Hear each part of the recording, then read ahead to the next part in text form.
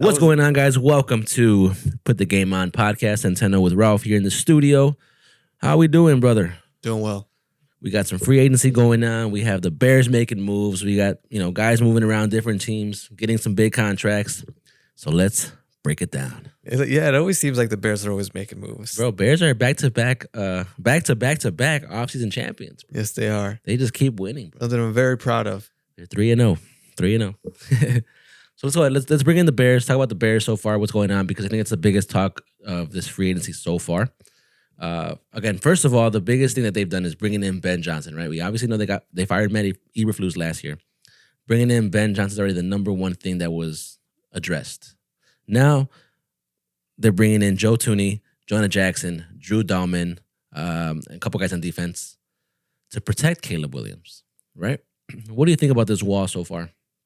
The Great Wall of Chicago. Yeah. No, I mean, as a Bears fan, it's exciting to see that the organization is actually tackling the issues that were presented last season, right? Because it always seems like it always seemed like we were kind of addressing it, but at the least way possible. Yeah. So this is already a huge, huge change. And I think the Bears' crown to being the kings of the offseason isn't just because of these draft picks, but also just the changes that they've made in the organization, in the coaching staff as well. We got the hottest coach around. They made that wall, but also they created a wall behind the wall, which is the coaching staff. Yeah. Right. They had some really, really big signings. And so it seems like they're really going all in. This is definitely a team that wants to win right now. Yeah, win now team. But the one thing that I want to talk about with the Chicago Bears is just their margin of error. Yeah. I definitely fell victim of the hype last year where it's like, I mean, I'm new to this. We're like, we'll have them go to the playoffs. Yeah. But in hindsight, looking back, they didn't have the coaching staff. They beefed up the offense, but there was still a lot of issues. Like I completely skipped out on the O-line. Yeah. What do you think the margin of error for the Bears is? Oh man, this year it's kind of difficult this year because, obviously addressing the problems, right? It's like, okay, now you have everything that you basically need for this team to run smooth. You got Ben Johnson, you got Dennis Allen, the new OC looks pretty good. You got the three new guys on the guards. You got the three new guys on the O-line. You got a generational quarterback who's supposed to be, one for the books. There's no excuse for this team to not succeed next year, right? Obviously, they have one of the toughest divisions going against the Lions, Packers, and Vikings. But I see a downfall from these other teams. I see a downfall from the Vikings slowly, regressing. The Lions might regress a little bit. Packers are still going to give them a run for their money as they always do. Now, injuries is probably the biggest thing for this team to not succeed, right? That's pretty much everything. Look at the 49ers last year. There's pretty much no margin of error for this team on paper, right? You got everything is on paper. Everything looks perfect for this team. This is an A+ team, ready to go win a playoff team. If they don't succeed next year, bro, just throw the jersey away. I didn't buy a jersey. Okay, let's say, what if the Bears don't succeed? Then it's the organization, bro. Something's wrong with they're cursed, bro. The Bears are just cursed. They're cursed. Because you have everything. The margin everything. Yeah. So the margin of error is almost non-existent in that there's no way they can fail outside of injuries, right? Yeah. Now, but here's the thing: even with the injuries, I feel like they've made this support system in the organization that wasn't there before. Yeah. Like, all right, we're injured. I feel like what makes such a good organization, and to keep winning football games is that support, is that they can adapt throughout the season, because the season is never linear. It's not a linear line. It's a bunch of zigzags. There's going to be problems. There's going to be issues. And I think what people are forgetting with is the Bears are actually trying to make a system here. Yeah. They're actually trying to be a real organization with these coaching staffs. I think there's going to be more guidance in that, knock on wood, there's some injuries that go in the middle of the season. Hopefully now they can kind of, I don't want to say prepare for that because that's not ideal, but they can handle that if that situation comes. I guess that's preparation, right? But that's why I think why, you know, that margin of error is much thinner than it was last season. Yeah. I also think we got to also understand that this is Ben Johnson's first year head coaching. You know, a Bears team, right? You know, we've seen the Bears of the past. Now we can't. I mean, we're gonna again. Everyone's gonna overhype it. Everyone's gonna be, you know, oh, the Bears, yeah, you know, they got Ben Johnson. They got, you know, this and that. Right. But it's like, this is his first year head coaching. But here's the thing. I mean, it's not.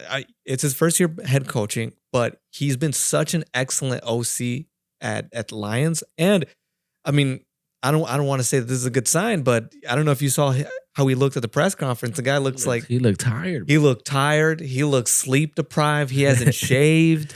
He hasn't showered. He hasn't showered. You know, he probably sleeps in the office, or something. But that's a good sign. That's a good sign. A lot of people love that from your coach. He's working. He's putting in the hours. He's trying to break down. He's trying to break down this organization and trying to make it new again, bro. Yeah, he's watching film, bro. He's watching film. You know, No, I always talk my crap about the Bears for the last couple, you know, for all of our time in the podcast, you know, but this season to me does feel different. Not being a Bears, you know, a Bears fan, it feels different. I could see them making the playoffs. That's what we said last year, but this time it actually does feel different. This one feels different, you know, from a fan on the outside of the, you know, on the sidelines. So I'm gonna bet the Bears to make the playoffs next season. You know, I think they're gonna have what it takes. I think Caleb Williams is gonna shine and show us why he was a number one pick. You know, with this new guidance, like you said, this new preparation coming into the season, it's gonna be awesome, dude. So it's gonna be lit here. Talking about the Bears, it is gonna be lit. You know, this is gonna be Caleb's, I don't want to say do or die year because he's only a second-year quarterback, but is this now the most ideal situation for him? This is literally the best situation for him. You know, he has everything he needs. You know, for him to fail this season will tell you a lot about Well, him. I mean, the Bears still need some other stuff. There's course. definitely some pieces there, you know. Yeah. But this is enough to work with. Yes. You know, this is enough to succeed. A lot of teams don't have what you guys have. You know what I mean? The Bengals. You know, my boys, they you know, we don't got nothing going on.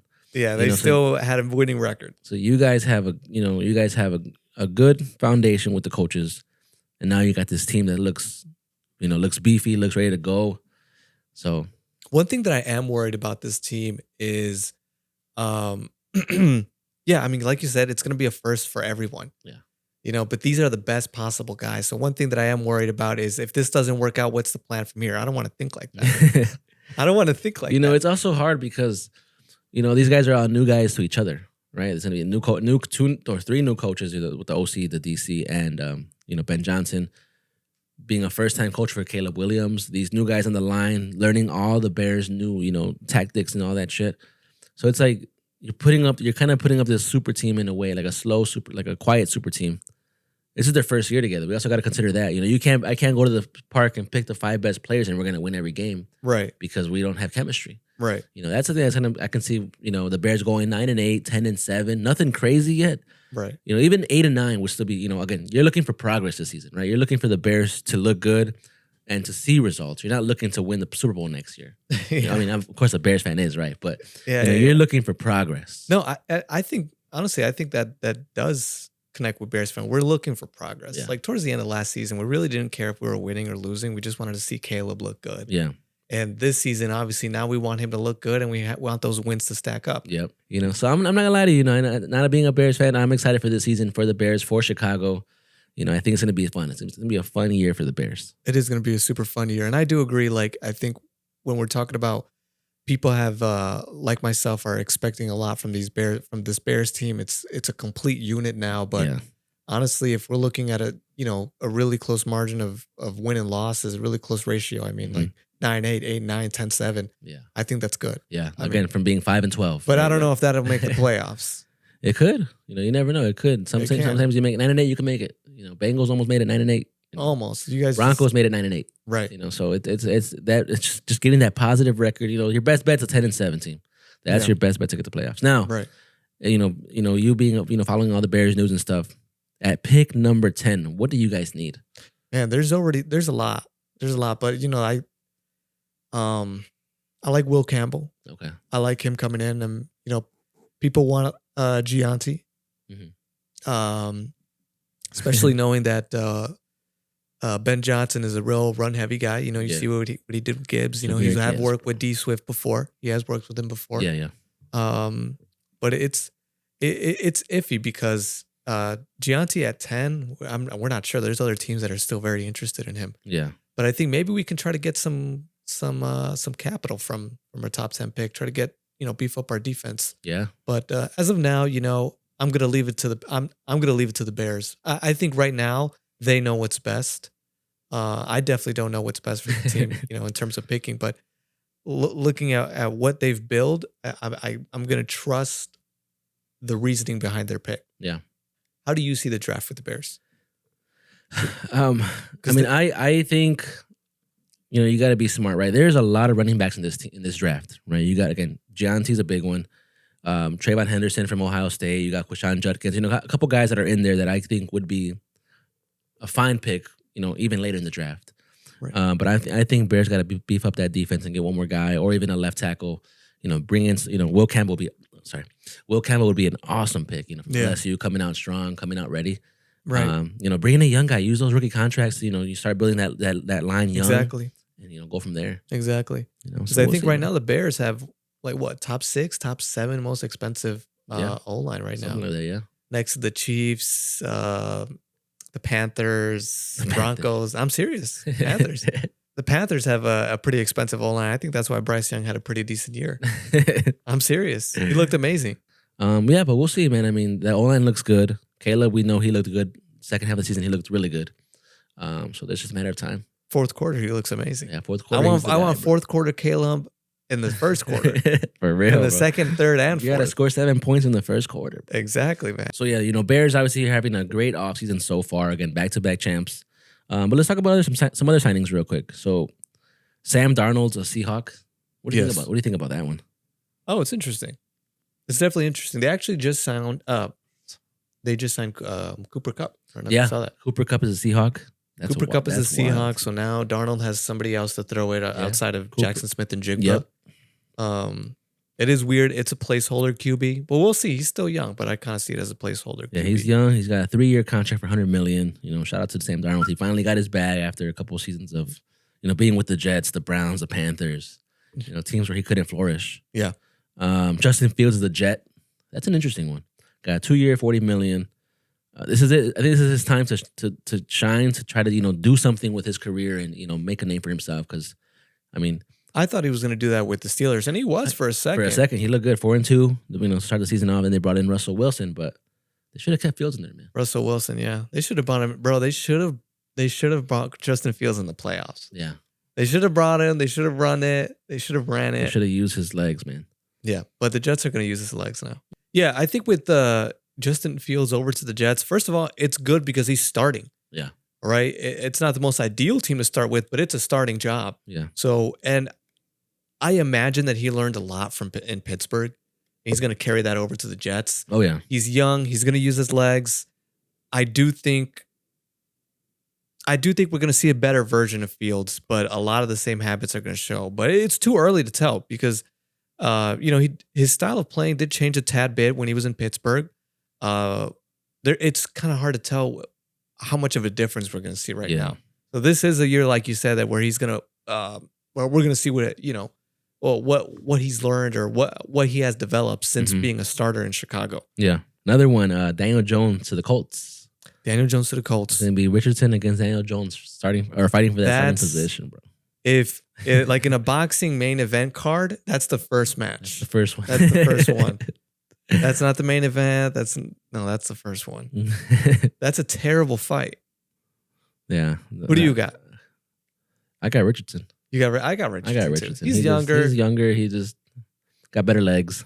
Yeah, he's got better legs. He does get tired quick. He does get a little bit gassed. Yeah, he does get a little bit gassed last season. He got a little too tired, but man, having those two QBs fight for the first spot is definitely a bit bleak. Yeah, it's a little goofy. Mac Jones signed with the 49ers, signing 2 years, $7 million, and backing up Brock Purdy. Yes, he's a great backup. He's a good backup. Oh, you know what I think is funny is DK Metcalf and shoot, where's he going? He's going to Steelers. The Steelers. Oh yes, I've seen that. DK Metcalf And George Pickens. George They're Pickens gonna go at it, bro. They are. There's gonna be so much tension. Not tension. Yeah, they're gonna go. They're gonna fight for their damn number 14, the jersey 14. They're gonna fight for they're that. Both 14. So that's gonna be funny. And then you're just gonna have a lot of cornerbacks and safeties in other teams. They're gonna be struggling. They'll be confused and they're gonna be kind of like. Oh yeah, I'd be scared. You got DK Metcalf on one side and you got George Pickens there. It's like, damn, I would be scared too. Throw hands today. Oh yeah, they're aggressive. We're gonna see a tussle. Yeah, Devontae Adams is the Ram. That's an interesting one. 2 years, $46 million. That's kind of pricey. What do you think their reasoning behind that was? I have no idea. I mean, they didn't want to re-sign Cooper Kupp because he's a veteran now. They didn't want to pay an old guy, but they bring in an older guy. It's like what? What's the point of that? I mean, Devontae Adams is a stud. He's proven himself year after year. He looks good, and I think him and Stafford can have a nice connection out there. Him, Puka, and Devontae Adams. I don't know. I don't see the reasoning behind it.